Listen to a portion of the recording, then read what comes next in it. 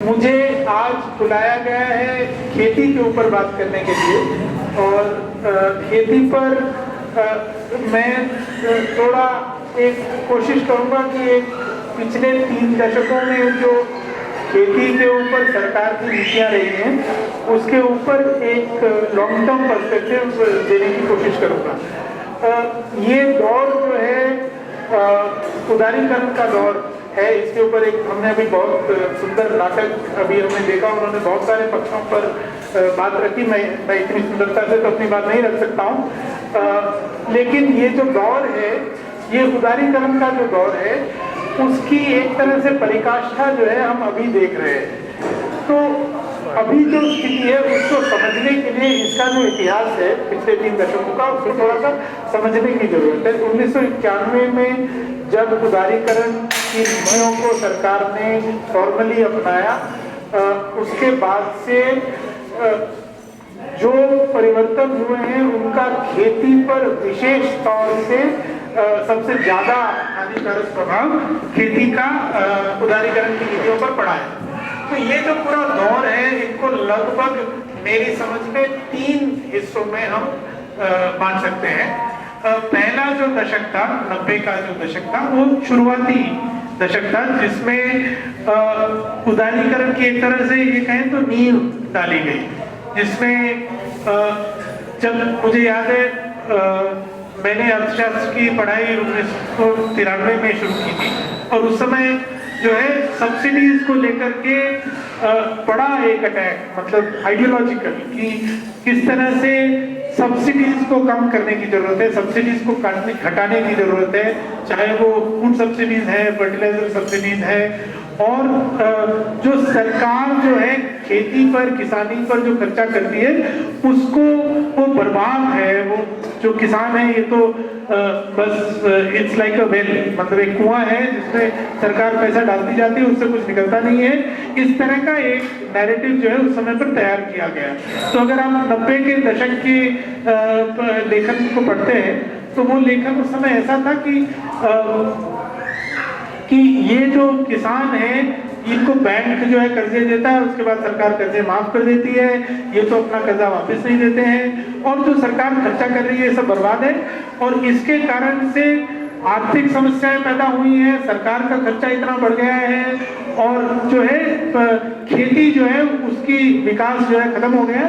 इसलिए जो है सरकार को इससे हट जाना चाहिए और ये एक निजीकरण करने का एक भूमिका तैयार करने का काम उस दशक में किया गया। इस दशक में कुछ खास जो सरकार के द्वारा पहल की गई उनका सीधा असर किसानी पर पड़ा। उसमें मुख्यतः एक तो था कि सरकार का जो खेती पर खर्चा होता था उसको लगातार कम किया गया। 1990 में लगभग पूरी सरकार का जो खर्चा है, अगर आप केंद्र सरकार और राज्य सरकारें लें तो कुल मिलाकर के लगभग 17% उसका खर्चा खेती पर जाता था। वो 90 के दशक के अंत तक घट करके 10% तक रह गया। तो एक तो ये था कि सरकार जो खर्चा खेती पर करती थी उसमें लगातार उस दौर में कमी आई। दूसरा, ये जो फाइनेंशियल लिबरलाइजेशन, जो बैंकिंग सिस्टम और फाइनेंशियल सिस्टम है उसका जो निजीकरण था, उसका सीधा असर हुआ कि जो खेती के लिए कर्जा दिया जाता था वो जो है वो भी परस्पर वो 90 के दशक में बहुत कम हुआ। उसमें भी कोई 7-8% की जो है कमी, जो कुल कर्जे का जो बैंक कर्जा था, कुल कर्जा, उसका जो हिस्सा खेती में जाता था उसमें करीब 7% पॉइंट की कमी आपको उस समय पर देखने को मिलती है। तो ये 90 का जो दशक था, इसमें जो एक तो भूमिका तैयार की जा रही थी निजीकरण की, उदारीकरण की। दूसरा, सरकारी खर्चे को और जो बैंकों का सरकारी खर्चा और बैंकों द्वारा जो खेती के लिए कर्ज दिया जाता था उसमें कटौती करने का ये दौर रहा। 90 के दशक के अंत तक आते आते एग्रेरियन डिस्ट्रेस जिसको हम कहते हैं, जो किसानों में जो इस समय जो बदहाली है, ये एक बड़ा मुद्दा बन करके सामने आने लगा।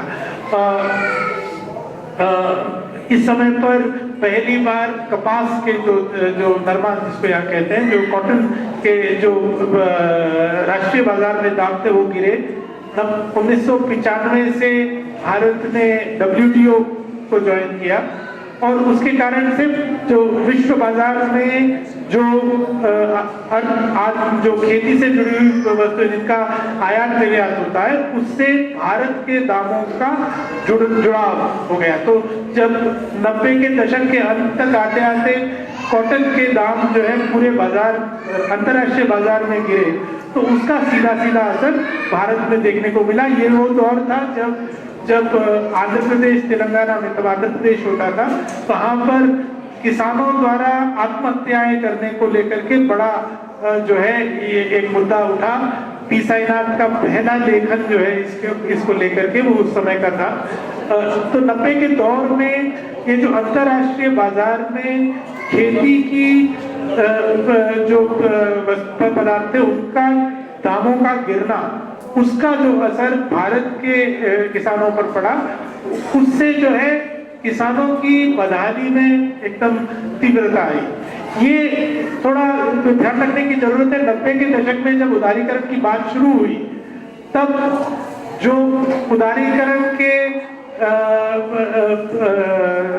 जो एडवोकेट्स थे, जो उसके लिए बात करते थे, वो खेती के लिए ये भी एक पाइप ड्रीम देने लगे थे कि अगर उदारीकरण होगा तो भारत का किसान विश्व बाजार में अपने वस्तुओं को बेच सकेगा और विश्व बाजार में दाम ज्यादा है, उससे भारत के किसान को फायदा होगा। ये भी एक आर्गुमेंट जो है 90 के दशक में के शुरुआती दौर में ये दिया गया। पर 90 के दशक के अंत तक आते आते कुछ मुख्य फसलों में खास करके अंतर्राष्ट्रीय बाजार में दामों के गिरने के कारण ये बात तो बिल्कुल साफ हो गई कि अंतर्राष्ट्रीय बाजार से जोड़ने से भारत के किसान का लाभ नहीं होने वाला है। 90 के दशक के अंत तक आते आते, जैसा मैंने बताया, ये एग्रेरियन डिस्ट्रेस की जो बात है ये एकदम खुलकर के सामने आई और एक बड़ा मुद्दा बन करके सामने आई। जो 2004 का इलेक्शन था जिसमें वाजपेयी सरकार जो है इंडिया शाइनिंग के स्लोगन के साथ जो है चुनाव लड़ने के लिए गई थी, उसमें वाजपेयी सरकार के हारने का निश्चय ही एक बड़ा कारण था उस समय पर एग्रेरियन डिस्ट्रेस का होना।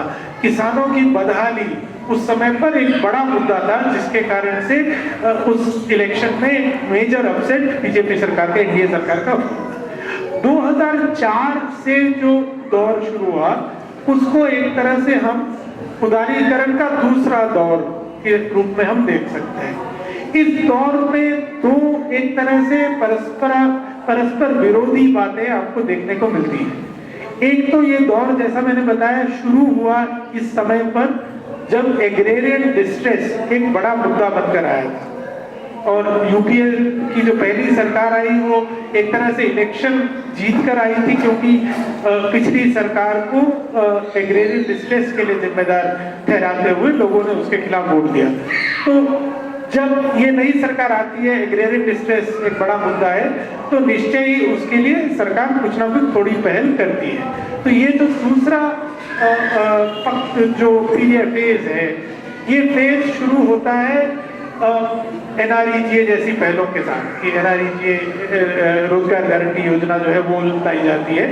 इस दौर में कुछ हद तक खेती के लिए जो कर्जा दिया जाता है वो भी, उसमें भी थोड़ा इजाफा हुआ। जो जैसा मैंने बताया वो 10% गिर करके आ गया, तो वो इस दौर में करीब 14% तक वापस जाता है। तो थोड़ा जो है एक तरह से कुछ पहले ऐसी की गई जिससे कि आम जनता को, मजदूरों को और किसानों को जो डिस्ट्रेस बहुत तीव्रता से 90 के दशक में आया था उससे थोड़ी सी राहत उनको मिल सके। तो ये तो दूसरे पक्ष का एक पहलू था। पर दूसरे पक्ष इस दौर का एक दूसरा पहलू ये भी था कि ये जो सरकार आई थी ये भी नव उदारीकरण के लिए उतनी ही कमिटेड थी, उतनी ही मतलब उसमें विश्वास रखती थी कि एक इमीडिएट रिलीफ देने के अलावा उन्होंने उस दिशा में अपने काम को जारी रखा। तो ये जो दौर है खास करके पहले यूपीए के बाद का दौर, पहले 5 साल के बाद का जो दौर है, वो ऐसा दौर है जिसमें उदारीकरण की तरफ और कदम बढ़ाए गए, आगे के कामों के लिए नींव रखी गई और बहुत सारी चीजें जिनका खामियाजा आज हम भुगत रहे हैं वो उस दौर में एक्चुअली की गई। इसमें जो मुख्य 2-3 बातें मैं आपको बताना चाहूंगा। एक तो है जो एग्रीकल्चरल मार्केटिंग की लिबरलाइजेशन की बात हो रही है, जो निजीकरण, अब जो ये मंडियों को कमजोर करके इनका निजीकरण करने की जो बात इस नए कानूनों में की गई है, उसकी पहल, उसका भूमिका तैयार करने का काम जो है बीजेपी सरकार के आने से पहले से शुरू हुआ। तो ऐसा नहीं है कि सिर्फ बीजेपी सरकार ने ऐसा किया, उसकी पहल जो है उसके पहले हुई, लेकिन वो इतने जोर से, इतने कमिटमेंट के साथ कांग्रेस सरकार ने नहीं, यूपीए सरकार ने नहीं किया था। और वो पहल का तब की और अब में अंतर ये भी है कि खेती जो है वो राज्य सरकारों का के अधिकार क्षेत्र में आता है। इस पर कभी सवाल आज तक नहीं उठा था पिछले साल के पहले। तो पिछले साल 2020 में जो नए किसान कानून आए उनके बारे में मैं बाद में बात करता हूँ, लेकिन उन कानूनों के आने से पहले तक इस सवाल पर कभी, इस बात पर कभी सवाल खड़ा नहीं हुआ कि जो खेती है वो राज्यों के अधिकार क्षेत्र में आता है। ये जो कॉन्स्टिट्यूशन में जो डिवीजन है, ये 1950 से लेकर के भूमि संस्कार जो लैंड रिफॉर्म लॉज हैं तब से लेकर के एपीएमसी लॉज और उसके बाद से खेती पर जितने भी कानून बने, उसमें कुछ अपवादों को छोड़कर ऐसी मुद्दे जिनमें अंतरराज्यीय मुद्दे शामिल हैं, प्रोक्योरमेंट पॉलिसी जैसे, अब प्रोक्योरमेंट है, एमएसपी है, पब्लिक डिस्ट्रीब्यूशन सिस्टम है, ये केंद्र सरकार के अधिकार क्षेत्र में आता है। तो ऐसे कुछ चीजें छोड़ करके जो सिर्फ एक राज्य से जुड़ी हुई नहीं है, जिसमें एक राज्य से दूसरे राज्य में अनाज जाना है और पूरे देश के लिए प्लानिंग करने की जरूरत है, ऐसे कुछ मुद्दों को छोड़ करके राज्यों, खेती से जुड़े हुए कानून राज्य सरकारों के अधिकार क्षेत्र में आते हैं। इस पर कभी कोई सवाल 2020 तक कभी नहीं खड़ा किया गया। लेकिन ये जो दूसरा दौर जिसकी मैं बात कर रहा हूँ, यूपीए सरकार का, अगर हम मोटे तौर पर कहें जो दौर था, उसके ये 2 विरोधाभास वाले पक्ष हैं। एक तो ये कि पहले जब ये वो सरकार आई तो उनको कुछ हद तक, क्योंकि उनको वामपंथी पार्टियों की सपोर्ट की जरूरत थी, कुछ इसलिए कि एग्रेरियन डिस्ट्रेस इतना बड़ा मुद्दा था, उनको कुछ ऐसी पहल करनी पड़ी जिससे कि किसानों को, मजदूरों को और आम जनता को थोड़ी राहत मिले। लेकिन इसके साथ साथ क्योंकि उस सरकार की बेसिक कमिटमेंट उदारवादी नीतियों की तरफ थी, इसलिए उस सरकार ने भी उस दिशा में पहल लगातार की है। और इसमें जैसा मैं कह रहा था, 2 मुख्य चीजें, एक पहल खेती के जो मार्केटिंग है उसको लिबरलाइज करने की कोशिशें, उसके लिए मॉडल एक्ट्स बनाना, राज्य सरकारों से जो है लगातार उनके ऊपर प्रेशर बनाना कि वो अपने एपीएमसी एक्ट्स को लिबरलाइज करें, उसमें फ्रूट्स एंड वेजिटेबल्स की को उससे बाहर करें, या किसी ना किसी तरह से उसमें जिस तरह का रेगुलेशन और कंट्रोल था उसको कम किया जाए। एक तो ये पहल थी।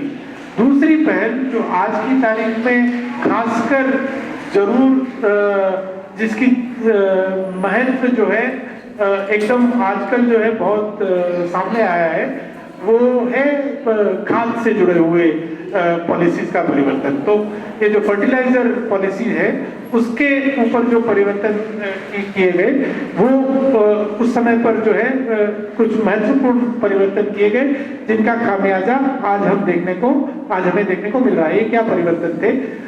तो जैसा मैंने बताया, लिबरलाइजेशन जो उदारवाद की नीतियां जब से शुरू हुई 90 के दशक में, तब से ही सब्सिडीज को लेकर के लगातार जो है जो नवोदारवादी करने वाले लोग थे, सरकार थी, उनकी तरफ से लगातार सब्सिडीज पर अटैक रहा। और खासकर खेती से जुड़ी हुई सब्सिडीज थी उन पर अटक रहा। उनमें सबसे ज्यादा फोकस जिस पर रहा वो फर्टिलाइजर से जुड़ी हुई खेती सब्सिडीज थी। और वो क्यों था? एक तो ये था कि सरकार का बहुत खर्चा जो है फर्टिलाइजर के ऊपर होता है। दूसरा ये था कि ये सब्सिडीज देने के कारण से जो है खाद का प्रयोग बैलेंस नहीं होता है। जिस खाद में सब्सिडी ज्यादा है, यूरिया में सब्सिडी ज्यादा हमेशा से कुछ ज्यादा है, पर यूरिया में सब्सिडी ज्यादा है, इसलिए किसान जो है यूरिया ज्यादा यूज करते हैं। भारत की खेती में एक्सेस नाइट्रोजन यूज होती है क्योंकि यूरिया पर सब्सिडी है, बाकी खादों पर कम सब्सिडी है, इसलिए उन पर जो है नहीं होती है। इसलिए ये सब्सिडीज को हटा देना चाहिए। ये जो आर्ग्यूमेंट है ये ऑब्वियसली गलत है, क्योंकि ऐसा नहीं है कि अगर बाजार के दाम पर आप खाद खरीदेंगे तो वो बाजार के जो दाम है वो जमीन को, फसलों को जिस प्रोपोर्शन में नाइट्रोजन, फॉस्फेट और पोटेशियम चाहिए उसके हिसाब से होंगे। बाजार का जो दाम है वो डिमांड और सप्लाई के हिसाब से होगा। अगर वो फ्री मार्केट की भी अगर हम बात करें तो ऐसा नहीं है कि वो जो है इकोलॉजिकल कंसिडरेशंस के हिसाब से बाजार का दाम तय होने वाला है। लेकिन जो भी है ये आर्ग्यूमेंट दिया गया कि ये जो सब्सिडीज है इसके कारण से खेती में खाद का प्रयोग बैलेंस नहीं होता है, उसका संतुलन ठीक नहीं रहता है, इसलिए सब्सिडीज को हटा देना चाहिए। ये आर्गुमेंट जो है 90 के दशक में बड़े जोर से दिया गया। और ये दूसरा जो दौर है इसमें फिर से आकर के सरकार ने इस मुद्दे को उठाया और इसके ऊपर परिवर्तन की कोशिश की। 2010 में आकर के एक मेजर पॉलिसी चेंज इसमें लाया गया जिसको NBS सब्सिडी कहते हैं, न्यूट्रिएंट बेस्ड सब्सिडी कहते हैं। ये बहुत जरूरी है इसको समझना।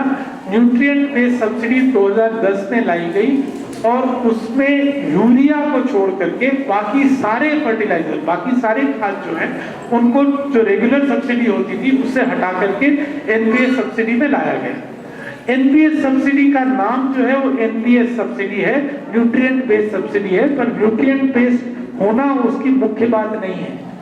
उसकी मुख्य बात जो है वो उसके नाम में है ही नहीं। और उसकी मुख्य बात ये है कि सरकार ने ये किया, पहले क्या होता था कि कंपनियां जो है खाद बनाती थी और सरकार हिसाब लगाती थी कि यूरिया बनाने का प्रति टन कितना खर्चा आता है। इसका एस्टिमेट जो है सरकार लगाती थी कि फैक्ट्रियों में यूरिया बनाने का खर्चा प्रति टन कितना आता है और फिर खाद की एक दाम निश्चित किया जाता था। कंपनियों को अगर 1000 रुपए 10,000 रुपए प्रति टन बिक रहा है, खर्चा आ रहा है और आपको 2,000 रुपए प्रति टन किसान को देना है, तो जो 8,000 रुपए प्रति टन का नुकसान है वो सरकार किसान खाद कंपनियों को उसकी भरपाई करती थी। इस तरह से फर्टिलाइजर सब्सिडी दी जाती थी 90 के दशक 2010 से पहले खाद की जो सब्सिडी है वो इस तरह से दी जाती थी कि जो प्रति टन खर्चा है और उसमें थोड़ा सा मुनाफा जोड़ करके उससे कम पैसे पर जो सरकार दाम निश्चित कर रही है तो उसके बीच का जो अंतर है वो सरकार जो है सीधा फर्टिलाइजर कंपनीज को देती थी। ठीक है, 2010 में सरकार ने क्या किया कि यूरिया को छोड़ करके बाकी सारा जो खाद है, DAP, सुपर फॉस्फेट, पोटाश, इन सबको जो है NBS सब्सिडी में ले आए। NBS सब्सिडी में क्या है और ये जानकर के आपको हैरानी होगी कि ये सब्सिडी कैसे चलती है। इसमें सरकार ने कहा कि हम फर्टिलाइजर कंपनी को एक निश्चित सब्सिडी देंगे, हर साल कितनी सब्सिडी देना है वो हम उनसे नेगोशिएट करके डिसाइड करेंगे, लेकिन फर्टिलाइजर कंपनी जिस दाम पर चाहे उस दाम पर अब बेच सकती है। अब ये जो डिजाइन है सब्सिडी स्कीम का, कोई भी इसके लिए अर्थशास्त्र की कोई जरूरत नहीं। आप कह रहे हैं कि आप जो है जिस दाम पर बनाते हैं, जिस दाम पर आयात करते हैं, उसमें जितना मुनाफा चाहे जोड़ना चाहे जोड़ सकते हैं और आप पूरे बाजार के दाम पर उसको बेच सकते हैं, इसके साथ में सब्सिडी भी देंगे। तो दोनों तरफ से तो जैसे ही ये स्कीम आई तो DAP का दाम एकदम से उछल करके अंतरराष्ट्रीय बाजार के दाम पर चला गया। जितने दाम पर आप आयात करते हैं उसमें अपना मुनाफा जोड़ करके आप उसी दाम पर भारत में बेचते हैं, साथ में सब्सिडी भी लेते हैं। सुपर फॉस्फेट के साथ भी यही हुआ, पोटैश के साथ भी यही हुआ, 10, 26 ये जितने भी फर्टिलाइजर हैं, यूरिया को छोड़ करके सबके साथ यही हुआ कि सरकार ने कहा कि आप जो चाहे आप दाम ले सकते हैं, सब्सिडी हम आपको देते रहेंगे। तो खाद कंपनियों की दोनों तरफ से चाहती, ये स्कीम 2010 में लाई गई। इसके बाद इसका सीधा सीधा असर हुआ कि यूरिया को छोड़कर के बाकी सब खादों का दाम एकदम से बढ़ गया। और किसान ने क्या किया, क्योंकि यूरिया सिर्फ वही एक खाद था जो किसान अफोर्ड कर सकता था, सबने और ज्यादा यूरिया डालना शुरू कर दिया। तो जिस कारण से आपने सब्सिडीज को अटैक किया कि सब्सिडीज को नहीं देना चाहिए, कि यूरिया किसान ज्यादा यूज करते हैं, वो आपकी ये सब्सिडी स्कीम बदलने के कारण से वो समस्या और बढ़ गई। किसान जितनी पहले यूरिया डालता था, अब यूरिया उससे ज्यादा डालने लगा, क्योंकि डीएपी और सुपर फॉस्फेट और पोटाश तो वैसे ही उसके जो है बूते के बाहर है। तो इसलिए जिस समस्या को आप सॉल्व करना चाहते थे, आप जो कह रहे थे जो सॉल्व करना चाहते हैं, आपने उसको भी सॉल्व नहीं किया। और क्योंकि किसान ज्यादा यूरिया खरीदने लगे और यूरिया अभी भी वो पुरानी सब्सिडी स्कीम में थी, तो सरकार का खर्चा भी कम नहीं हुआ। सरकार जितना खर्चा पहले करती थी अब उससे ज्यादा करती है। सिर्फ फर्क ये हुआ कि पहले जो सब्सिडी देती थी उससे किसान को खाद का दाम कम मिलता था, अब जो सब्सिडी देती है वो सीधी की सीधी फर्टिलाइजर कंपनी की जेब में जाती है, उससे किसान को कोई फायदा नहीं होता। तो ये निजीकरण का जो है एक बड़ा अजीब मॉडल 2010 में लाया गया। ये मॉडल लाया गया, इसके बाद जो स्थिति पैदा हुई उसके कारण से फिर सरकार बदली 2014 में, और जो नई सरकार आई उसने उस पहल को और आगे बढ़ाया और जो उदारीकरण निजीकरण की जो नीतियां थी उनको और आगे तक ये अगली सरकार लेकर के गई। इसमें जो है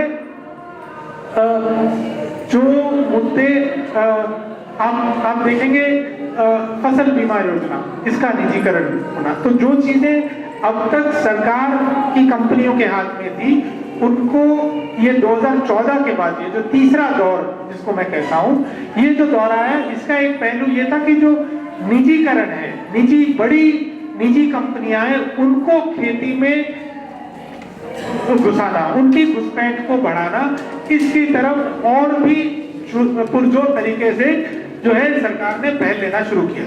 तो ये जो तीसरा दौर है, तीसरा दौर जो था वो ऐसा दौर था जिसमें पहली बात तो ये हुई कि निजी कंपनियां, बड़ी निजी कंपनियां, बड़ी एग्रो बिजनेस कंपनीज, उनको उनकी पैठ को बढ़ाना खेती में, ये उनका एक बड़ा जो है जो दिशा जो है एक नई देखने को मिली। दूसरा, जैसा कि आप जानते हैं, एक 2014 के बाद जो एक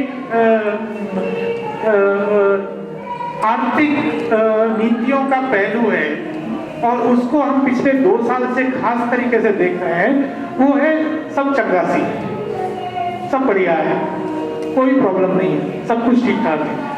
जब भी कुछ प्रॉब्लम होती है आपको ये बताया जाता है कि सब कुछ ठीक ठाक है। तो ये जो एटीट्यूड है, नोटबंदी होती है सब कुछ ठीक ठाक है, कोरोना आता है सब कुछ ठीक ठाक है, आप लॉकडाउन कर देते हैं सब कुछ ठीक ठाक है, और आप इसके लिए कोई कोशिश नहीं करते हैं कि जो आप कर रहे हैं उसके जो दुष्परिणाम हो रहे हैं, उससे जो लोगों को मुश्किलें हो रही हैं, उसको कैसे कम किया जाए, उसको ना होने दिया जाए, उसकी कोई तैयारी आप नहीं करते हैं, क्योंकि आपका नैरेटिव यही है कि कोई प्रॉब्लम ही नहीं। जब आपने लॉकडाउन किया तो लॉकडाउन होने से क्या समस्याएं होंगी उसको आपको पहले सोचने का जरूरत नहीं है।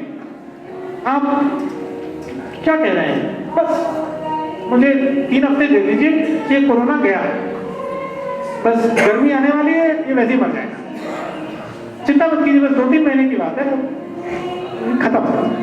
तो इसलिए ये जो एटीट्यूड है, और उसके लिए आपको कोई तैयारी करने की जरूरत थी, उसके लिए कोई इंटर मिनिस्ट्रियल ग्रुप बनाने की जरूरत थी, उसके लिए कोई नीति के बारे में सोचने की जरूरत थी, लोगों को किस तरह से उस समय पर खाना पहुंचाया जाएगा उसके बारे में सोचने की जरूरत थी, आपके ट्रक्स कैसे चलेंगे वो सोचने की जरूरत थी, कंबाइन हार्वेस्टर्स कैसे पहुंचेंगे ये सोचने की जरूरत थी।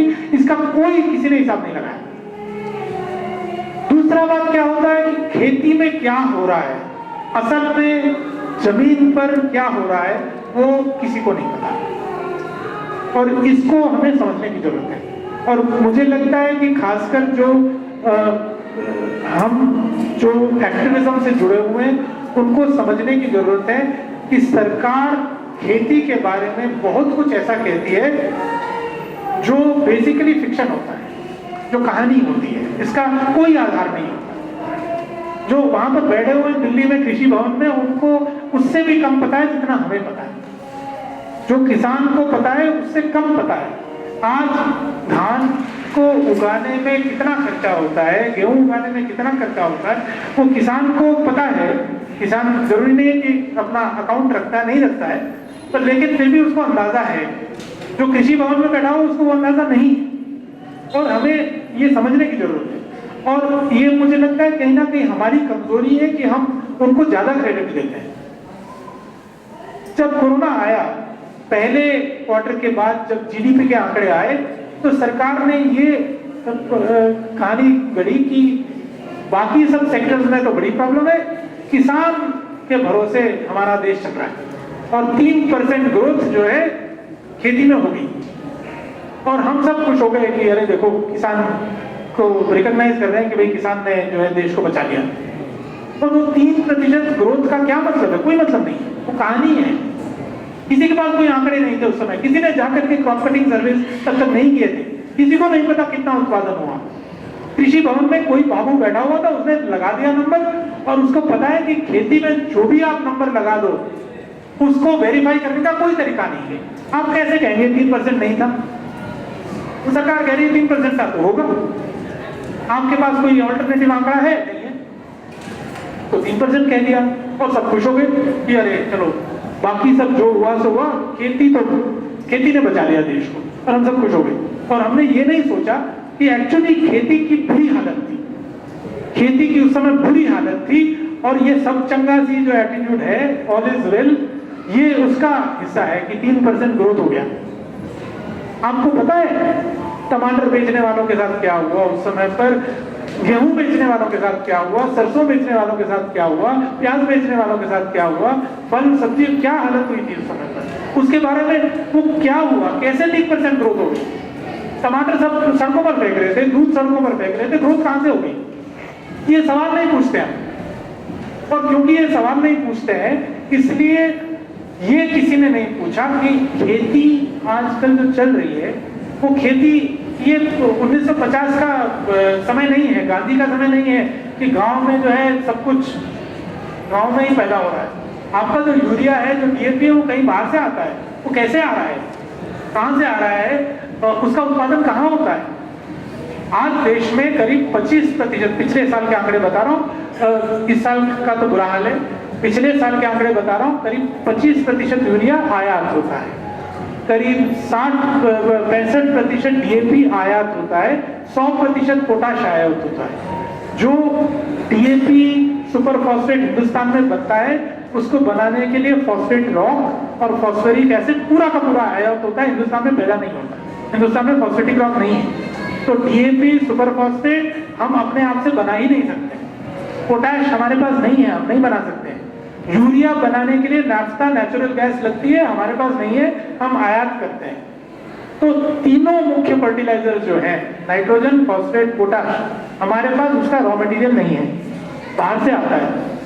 पूरे विश्व में हाहाकार मचा हुआ है, शिपिंग कंपनीज के पास कंटेनर्स नहीं है, शिप्स चल नहीं रही है, ट्रेड चल नहीं रहा है। सारे देश जो है कोशिश कर रहे हैं कि अपनी खाद अपने पास रख लें। आपके पास खाद कहां से आएगी? ये कौन सोचेगा? सरकार तो सोच रही है सब चंगा सी, कोई प्रॉब्लम ही नहीं है, खेती तो जी किसान 3% ग्रोथ दे देंगे चाहे कुछ भी हो जाए। खाद कहां से आएगी? बीज कहां से आएगा? दवाई कहां से आएगी? बिजली कहां से आएगी?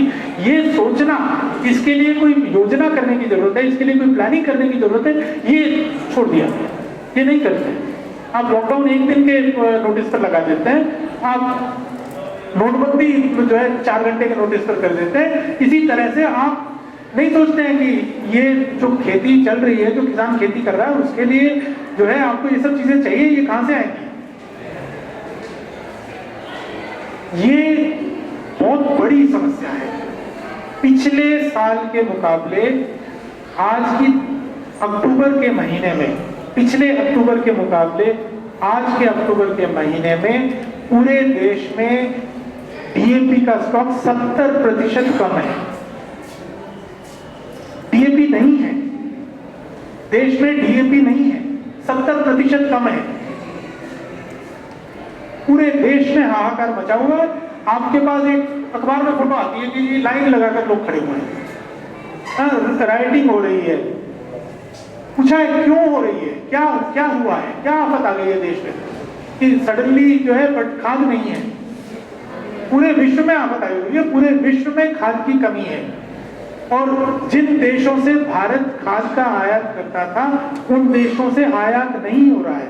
बेलारूस से पोटाश आता है, बेलारूस पर यूरोप ने सैंक्शन लगा दिए। क्यों लगा दिया? कुछ आर्ग्यूमेंट है, तो अजीब अजीब आर्ग्यूमेंट है, ऐसे भी आर्ग्यूमेंट है। तो मैं देख रहा था बेलारूस के 4 यूनिवर्सिटीज के रेक्टर्स पर सैंक्शन लगे हुए हैं। क्यों लगे हुए? कि कोई 4 छात्रों को उन्होंने जेल में कर दिया।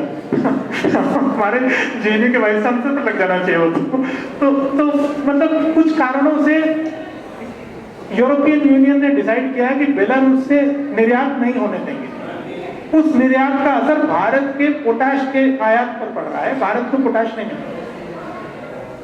ये सोचना कि अगर बेलारूस से बंद हुआ है तो आप क्या करेंगे? रशिया से लेंगे, चाइना से लेंगे, किसी अफ्रीकन कंट्री से लेंगे, कहां से लेंगे? इसकी योजना कौन करेगा? प्राइवेट कंपनियां। प्राइवेट कंपनियों में तो वारे न्यारे हुए पड़े हैं। अभी फुल ब्लैक मार्केटिंग हो रही है, डीएपी की मजा है।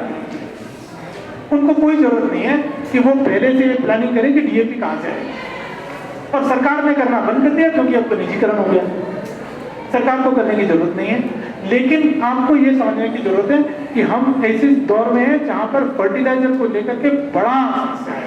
ये समस्या कोई 4 दिन में खत्म होने वाली नहीं है। जहां से निर्यात होता था फर्टिलाइजर का, निर्यात आयात होता था, वो आयात नहीं हो रहा है। उत्पादन के लिए रॉ मटेरियल जो था वो नहीं है, और जिनके पास है वो दबा कर बैठे हुए हैं क्योंकि अब तो रेट बढ़ रहे हैं, अब तो ब्लैक मार्केटिंग हो रही है। आपने पूरा जो ये ढांचा खड़ा किया है जिसमें कोई भी सरकारी रेगुलेशन किसी चीज की करना एक बुरा शब्द है, गाली है। अगर आप कहेंगे ये तो सरकार के कंट्रोल में होना चाहिए तो मतलब आप तो मतलब अर्थशास्त्र जानते नहीं है। तो ये जो वातावरण तैयार किया गया है, इसमें आपने ये खुला क्षेत्र छोड़ दिया है जिसमें निजी कंपनियां, डीलर, होलसेलर जो है जितना चाहे कालाबाजारी कर सकते हैं, उनको रोकने वाला कोई नहीं। और ऐसी स्थिति में प्रॉफिटियरिंग के लिए ये सबसे अच्छा टाइम है। तो निजी कंपनियों को कोई फर्क नहीं पड़ता है, उनके मुनाफे में कोई कमी नहीं होने वाली, उनका मुनाफा बढ़ेगा। जो दबेगा वो किसान, उससे आपकी खाद्य सुरक्षा पर असर पड़ेगा।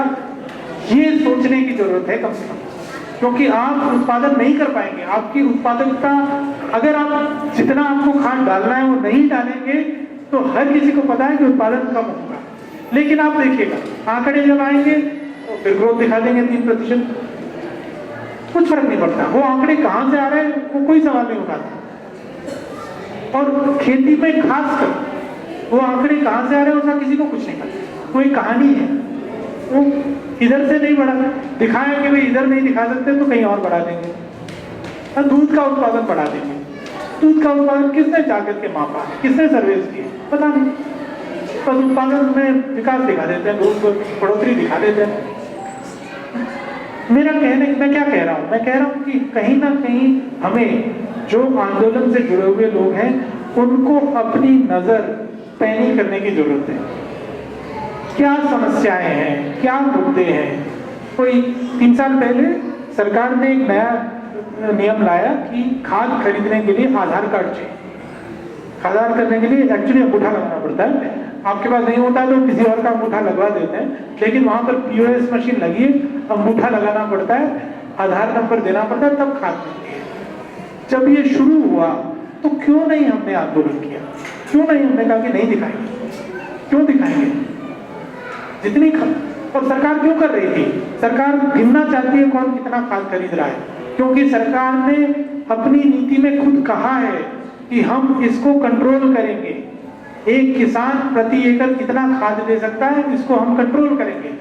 सॉइल हेल्थ कार्ड दिए हैं, उसमें लिखा है कि आप ये दीजिए। आप कहेंगे कि नहीं आपका सॉइल हेल्थ कार्ड तो गलत है, आप तो मुझे पोटैश चाहिए, वो कहेंगे नहीं मिलेगा, और आपके आधार नंबर पर आपको नहीं मिलेगा, इसलिए आधार नंबर लगाए। हम चुपचाप आधार नंबर देने लगे, उन्होंने आधार नंबर मांगा, अंगूठा मांगा, हमने लगा दिया। सवाल है कि अगर हम उसका विरोध नहीं करेंगे तो क्या प्रॉब्लम है? अभी मुझे लगता है हम टोल पर जिस तरह की स्ट्रगल कर रहे हैं वो हमें मंडियों में करने की जरूरत भी है। मंडियों में जिस तरह से इस सरकार द्वारा ये सब लाए गए, वो POS मशीन को तोड़ करके फेंक देना चाहिए। हमें आंदोलन करके इंसिस्ट करना चाहिए कि हम नहीं करेंगे। हमें खाद देना सरकार की जिम्मेदारी है और ये सरकार को सुचारू रूप से चलाना है। इसके लिए कोई POS मशीन, कोई आधार कार्ड नहीं मिलेगा, हर किसान को मिलेगा, हर किसान को खाद मिलनी चाहिए। और ये समझने की जरूरत है कि अगर खाद नहीं मिलेगी तो उसका सीधा सीधा असर भारत की खाद्य सुरक्षा पर आने वाला है। और खाद्य सुरक्षा की बात करें तो क्या किस स्थिति में है इस देश में? इस समय कोई 12 करोड़ टन अनाज सरकार के गोदामों में भरा हुआ है। ये दौर जिसमें हम कोरोना की महामारी से गुजर रहे थे, लॉकडाउन हुए, लोगों के रोजगार चले गए, लोगों के पास अनाज, एक परिवार ऐसा नहीं है जिसको सरकार ने नया राशन कार्ड दिया हो इस दौरान, कोई नहीं है। कहीं किसी सरकार की कोई पहल ही नहीं है, कोई बात ही नहीं है इस बात की कि ऐसे लोग जो पहले गरीबी रेखा से नीचे नहीं थे, जिनके पास फूड सिक्योरिटी एक्ट के अंतर्गत राशन कार्ड नहीं था, वो जो इस दौरान में जिनके कामकाज छूट गए हैं, रोजगार छूट गया है, जिनको खाद्य असुरक्षा से सामना करना पड़ रहा है, उनके लिए नए राशन कार्ड बनाए जाए। ये कोई मुद्दा ही नहीं है, ये कोई बात ही नहीं कर रहा। आपने कहा कि वो NFSA कार्ड जिनके पास थे हम उनको डबल कर देंगे। वो प्रधानमंत्री अन्न योजना के अंतर्गत पहले 5 किलो मिलता था, 5 किलो और दे देंगे। पहली बात तो वो देने में 5 किलो कहीं पहुंचा नहीं, जहाँ पहुंचा वो कितना उसमें से लोगों को मिला, कितना लीक हुआ, उसका कोई हिसाब नहीं। लेकिन उनका क्या, जिनके पास कार्ड नहीं है? आपने कहा कि हम नई स्कीम ला रहे हैं, 1 नेशन 1 राशन कार्ड, कि आपके पास जहाँ भी राशन कार्ड होगा, बिहार का होगा तो आप दिल्ली में ले सकते हैं, आपके पास झारखंड का होगा तो मुंबई में ले सकते हैं, जहाँ भी ले सकते हैं। अरे वो स्कीम आई नहीं रही है, 2 साल हो गए, 1 नेशन 1 राशन कार्ड कर रहे हो। अरे आप सीधा सीधा ये क्यों नहीं कहते हो कि जिसको चाहिए जाके राशन की दुकान से ले लो? कार्ड है नहीं है कोई फर्क नहीं पड़ता, जब तक महामारी चल रही है जिसको चाहिए जाके राशन कार्ड से जितना चाहे ले सकता है ना, हो गया, और कुछ नहीं चाहिए। क्यों नहीं कहते हो? आपके पास 12 करोड़ टन अनाज पड़ा हुआ है। इनफैक्ट जब लॉकडाउन शुरू हुआ तो कोई 8 करोड़ टन था, वो बढ़ के 10 करोड़ टन हुआ, फिर 12 करोड़ टन हुआ। जिस दौरान में, ये मतलब कैसी सरकार है, महामारी के दौरान, भुखमरी के दौरान लोग मर रहे हैं, रोजगार है, उस समय पर सरकार अपने अनाज के गोदामों को खोलने के बजाय उसमें अनाज इकट्ठा कर रही है। और क्या नीति है कि फ्री में नहीं देंगे, सस्ते में नहीं देंगे, भारत के लोगों को सस्ते में नहीं देंगे। क्या करेंगे?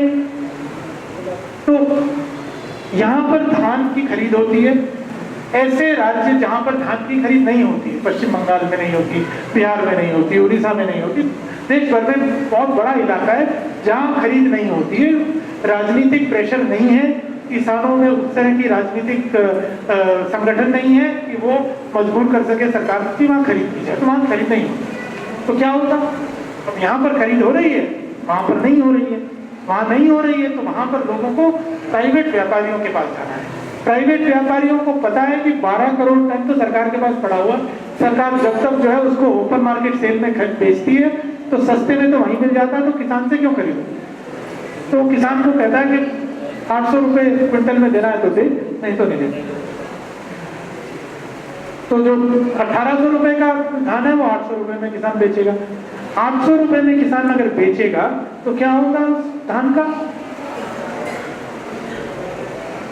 कोरोना के टाइम में भारत जो है धान का निर्यात कर रहा है। कैसे निर्यात कर रहा है? क्योंकि पहले जो देश वियतनाम से खरीदते थे उनको पता लगा यहाँ तो 800 रुपए में बिक रहा, तो वो यहाँ से खरीदते हैं।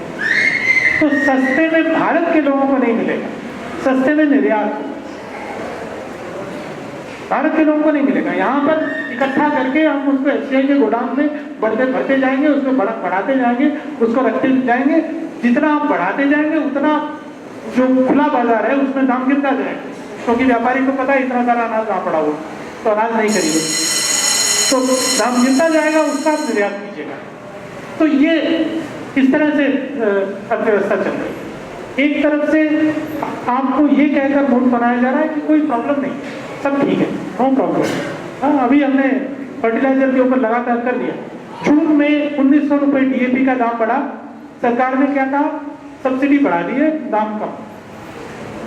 किसी ने नहीं पूछा कि एनपीएस स्कीम में है ये सब फर्टिलाइजर, दाम कैसे कम होगा। सब्सिडी आपने बढ़ा दी पर आप तो दाम निश्चित नहीं करते हैं, दाम निश्चित करने का अधिकार तो आपके पास है ही नहीं, तो कैसे दाम कम होगा। उस समय पर इलेक्शन चल रहे थे तो फर्टिलाइजर कंपनियों को कि बाजू मरोड़ी के भैया इलेक्शन जब तक चल रहा है तब तक दाम कम रखो, सब्सिडी बढ़ा रहे हैं। फर्टिलाइजर कंपनियां खुश कि उनको तो सब्सिडी मिल गई, उनका जो बढ़ा हुआ खर्चा था वो हो गया। इलेक्शन जब तक पूरे नहीं हो जाते तब तक चुप बैठे रहो, इलेक्शन खत्म हो गया अब शुरू करो। तो इस तरह से चल रहा है। सवाल ये है कि हम कब जागरूक होंगे और सवाल खड़े करेंगे, और सवाल खड़े करने के लिए जरूरी है कि हम, क्योंकि आप लगे रहिए कानूनों पर, मोदी सरकार आगे बढ़ गई, आपको जो नए मुद्दे हैं जो लगातार आपके ऊपर अटैक हो रहा है उसके ऊपर अपनी पकड़ बनाकर रखनी पड़ेगी और लगातार उन मुद्दों को अपने आंदोलन में उठाना पड़ेगा। तो जो कानून, जो 3 कानूनों का मुद्दा है वो सिर्फ 3 कानूनों का मुद्दा नहीं है, उसमें जो प्रोक्योरमेंट है वो जुड़ी हुई है, उसमें खाद की जो सब्सिडी है वो जुड़ी हुई है, उसमें सिंचाई के लिए जो निवेश सरकार को करना चाहिए जो नहीं कर रही है वो जुड़ा हुआ है, उसको किसान को बिजली जो देनी चाहिए सस्ते में वो नहीं दे रही है वो जुड़ा हुआ है। मुझे लगता है कि हमें हर चीज पर अपनी पकड़ रखनी पड़ेगी, और अगर हम नहीं रखेंगे तो हम अपने आंदोलन एक मुद्दे पर करते रहेंगे, सरकार जो है दूसरी तरफ हमारे ऊपर अटैक करेगी। तो जरूरी है कि हम अपनी नजर खुली रखें, अपनी आंखों को खुला रखें, जो नए मुद्दे आ रहे हैं उन पर अपनी समझ बनाएं, वो क्यों हो रहा है उस पर सवाल खड़े करें, और जो वास्तव में जमीन पर आम जनता के साथ, मजदूरों के साथ, किसानों के साथ जो गुजर रहा है उसको आधार बना करके अपने आंदोलन की नींव तैयार करें।